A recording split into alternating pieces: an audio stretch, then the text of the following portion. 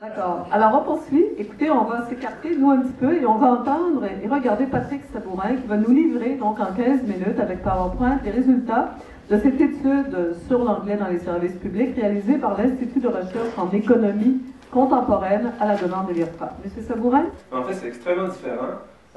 C'est 14% d'emplois, ça représente un investissement annuel en ressources humaines de 6,2 milliards de dollars, ce qui équivaut à 135 000 emplois.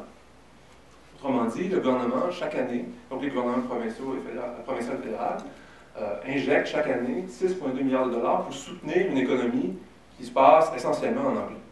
Donc ce 2,2 milliards-là, il faut le comparer aux quelques millions que l'Office injecte chaque année pour franciser les milieux de travail dans le secteur privé.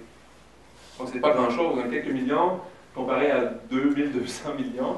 On peut voir que d'une main, le Québec essaie de boucher les trous, alors que de l'autre main, il ouvre des géants de brèches. Si on a beaucoup plus d'emplois de langue anglaise qu'on a d'anglophones, bien, inévitablement, il va falloir que ces emplois soient occupés par des gens qui ne sont pas des anglophones. Cette pyramide, c'est une pyramide inversée. En fait, c'est le contraire de ce qu'on voit partout ailleurs. En général, ailleurs, l'éducation dans la langue maternelle est garantie pour les niveaux élémentaires, primaires et secondaires.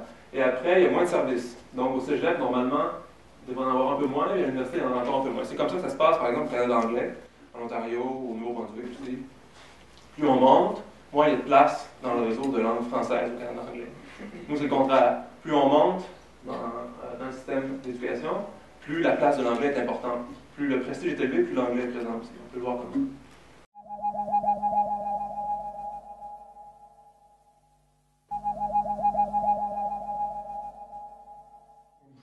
Il y a eu la commission Larose qui est revenue et qui a introduit la notion de prééminence du français. Et j'y reviendrai, c'est de là que vient le problème. À partir du moment où on abandonne la notion qui était centrale dans la loi 101, qui était celui de français comme langue commune, et qu'on l'adopte par la notion de prééminence du français, ça veut dire qu'on accepte de passer à une loi, à une langue que tout le monde doit parler de communiquer, à une situation où il y a deux langues qui cohabitent. Sur le terrain, ce n'est pas le gouvernement qui fait appliquer la loi 101, ce sont les employés de première ligne, ceux qui répondent au téléphone, ceux qui sont au comptoir, et c'est à eux de décider s'ils donnent le service, s'ils parlent anglais ou s'ils ne parlent pas anglais. Et c'est une situation qui est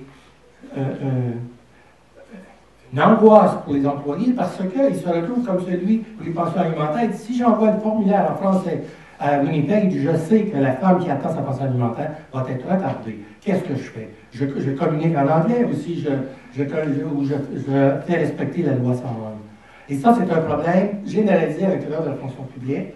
La situation actuelle, on le voit très bien dans les secteurs de l'éducation et de la santé.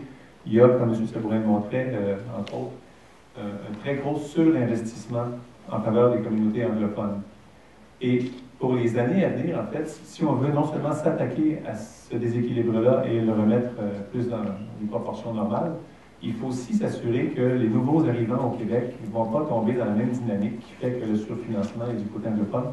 Donc, il faut s'assurer que ces nouveaux arrivants-là vont adopter le français comme langue officielle et commune du Québec. Dans tous les pays du monde où à peu près, il faut que vous ayez une connaissance de la langue pour immigrer. Par exemple, si vous voulez aller vivre au Japon demain matin et que vous ne parlez pas un mot de japonais, je ne pense pas que votre dossier va être prioritaire. Et si vous suggérez que, juste à côté du Japon, il y a la Chine avec plus d'1 milliard de locuteurs de mandarin ou de cantonais, et que vous parlez chinois, ça ne va pas impressionner les Japonais pour autant. Je pense que c'est les Japonais qui vont vous exiger de connaître et non le mandarin à côté. Donc, quand on se dit qu'ici au Québec, étant entouré de plusieurs centaines de millions de locuteurs anglais, on devrait être un peu plus flexible, je ne pense pas que l'argument soit valable.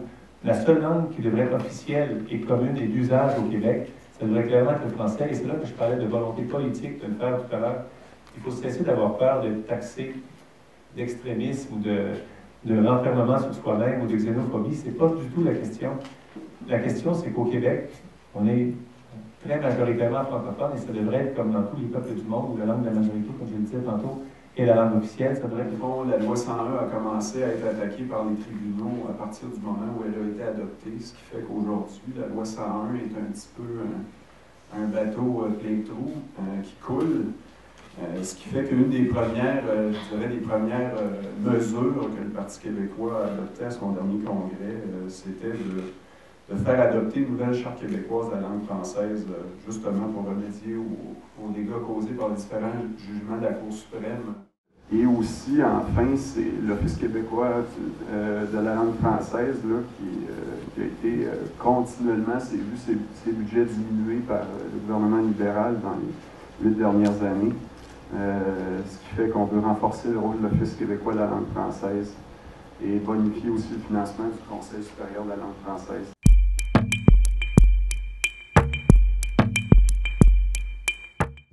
La question de la langue dans les services publics, pour moi, c'est une question qui est extrêmement importante, puisque, au fond, les services publics, c'est notre façon collective d'organiser la société.